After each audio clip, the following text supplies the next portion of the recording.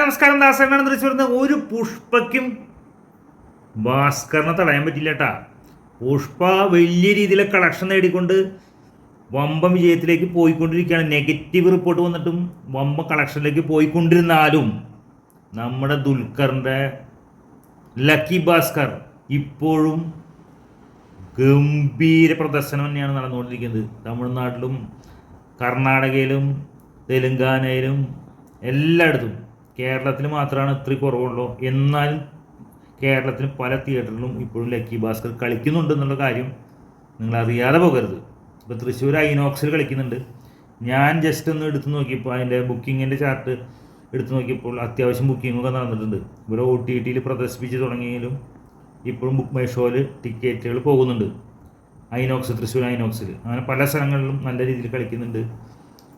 ഒരു സിനിമയ്ക്കും തകർക്കാൻ പറ്റുന്നില്ല എന്നുള്ളതാണ് ഏറ്റവും വലിയ കാര്യം. ലക്കി ഭാസ്കർ എന്ന് പറഞ്ഞു കഴിഞ്ഞാൽ നെറ്റ്ഫ്ലിക്സിൽ ഏറ്റവും കൂടുതൽ ജനങ്ങൾ കണ്ട സിനിമയായി മാറുകയാണ്. ഏറ്റവും കൂടുതൽ OTT ഏറ്റവും കൂടുതൽ തെന്നിന്ത്യയിൽ ജനങ്ങൾ ഏറ്റവും കൂടുതൽ കണ്ട സിനിമ ഏത് സിനിമ? ലക്കി ഭാസ്കർ ആയിരിക്കണം മക്കളെ. അപ്പോൾ ഈ മോൻ വന്നത് ചുമ്മാ പോകാനല്ല. അതുതന്നെയാണ് ഇപ്പോൾ ഇവിടുത്തെ എല്ലാവരും പ്രശ്നം. കാരണം ദുൽഖർ സൽമാൻ്റെ ഈ വളർച്ച പലർക്കും പിടിക്കുന്നില്ല. അത് മമ്മൂട്ടിക്കും ബാധിച്ചിട്ടുണ്ട്, മമ്മൂക്കയും ബാധിച്ചിട്ടുണ്ട്.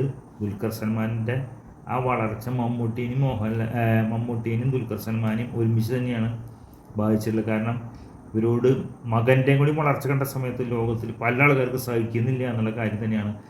അതെന്തായാലും സഹിക്കുന്നില്ലെങ്കിലും ഒരു വിഷമിച്ചിട്ട് കാര്യമില്ല. ദുൽഖർ സൽമാൻ ഫാന് ഞാൻ മുമ്പേ പറയാനായിട്ട് പഴയ വീഡിയോകളൊക്കെ നിങ്ങൾ സ്ഥിരം കാണുന്നവർക്ക് മനസ്സിലാക്കാൻ സാധിക്കും. ദുൽഖർ സൽമാൻ എന്ന വ്യക്തി പാൻ ഇന്ത്യൻ ലെവലിൽ നമ്പർ 1 നടനായി മാറും എന്നുള്ള കാര്യം. അവന് ഒരു ഡ്രോബാക്കുകളും ഇല്ല. അവന് എല്ലാ റോളുകളും കൈകാര്യം ചെയ്യാൻ പറ്റും. കാരണം അവന് എന്താ പറയുക, ഒരു പ്രത്യേക അഭിനയശേഷിയാണ് അദ്ദേഹത്തിൻ്റെ. ശരിക്കും പറഞ്ഞാൽ അദ്ദേഹത്തിൻ്റെ അഭിനയത്തിൻ്റെ കഴിവുകൾ പോലും ശരിയായ രീതിയിൽ പോലും ഉപയോഗിക്കാനുള്ള കഥാപാത്രങ്ങൾ ഇവിടെ കിട്ടിയിട്ടില്ലെങ്കിലും ആൾ ചെയ്യുന്ന റോളുകൾ ആളൊരു വെറൈറ്റി ആയിട്ട് ചെയ്യുന്ന ഒരു വ്യക്തിയാണ്. വളരെ സിമ്പിളായിട്ട്. ലക്കി ഭാസ്കറിലെ ഭാസ്കർക്ക് എന്ന് പറഞ്ഞു കഴിഞ്ഞാൽ വേറൊരു ലെവലിലേക്കാണ്. അതായത് എന്താ പറയുക, ആ ഒരു അഭിനയിക്കാൻ തോന്നില്ല. ശരിക്കും ആ കഥാപാത്രം മാറുന്ന രീതിയിലുള്ള ഒരു അഭിനയമാണ് ദുൽഖർ സൽമാൻ്റെ. നിങ്ങൾക്ക് ആ ചാർലിയിൽ ശരിക്കും മനസ്സിലായിട്ടുണ്ടാവും. എനിക്ക് ഏറ്റവും ഇഷ്ടപ്പെട്ട സിനിമ ചാർലിയാണ് കേട്ടോ. ദുൽഖർ സൽമാൻ്റെ ഏറ്റവും ഇഷ്ടപ്പെട്ട ചാർലിയാണ് സിനിമ. അതുപോലെ തന്നെ ലക്കി ഭാസ്കർ വലിയ ഇഷ്ടമായി.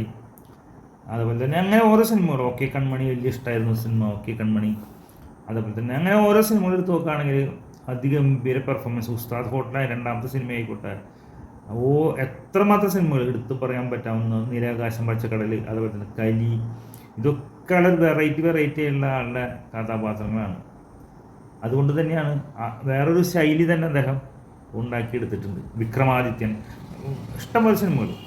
അപ്പോൾ ദുൽഖർ സൽമാൻ, ലക്കി ഭാസ്കർ ഇപ്പോഴും ട്രെൻഡിങ് ഏറ്റവും നമ്പർ 1, അതായത് OTT വന്നിട്ടുള്ള ഏറ്റവും കൂടുതൽ കാഴ്ചക്കാരുമായി ട്രെൻഡിങ്ങിൽ ഇപ്പോഴും നിൽക്കുന്നത് ലക്കി ഭാസ്കർ.